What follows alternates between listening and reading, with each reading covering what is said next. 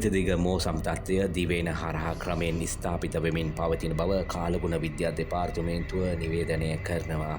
අද 2025 වූ මැයි මස 19 වන සඳුදා. අද දිනේ කාලගුණ අනාවැකිය.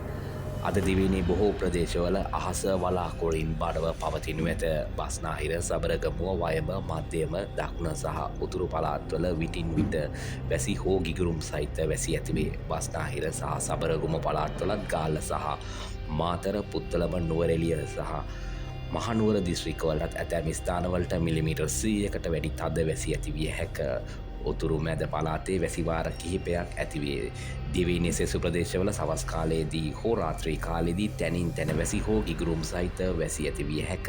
වයඹ, උතුරු මැද, උතුරු සහ දකුණු පළාත්වල ත්‍රිකුණාමල දිස්ත්‍රික්කයේත් විටින් විට හමන සුළං පැයට කිලෝමීටර් 30ක් 40ක් පමණ තරමක තද සුළං නැතිවිය හැක. ගිගුරුම් සහිත වැසි සමග ඇතිවිය හැකි තාවකාලික තද සුළං වලින් සහ අකුණු මගින් සිදුවන අනතුරු අවම කර ගැනීමට අවශ්‍ය පියවර ගන්නා ලෙස එම දෙපාර්තමේන්තුව ජනතාවගෙන් කාර්මිකව ඉල්ලා සිටී.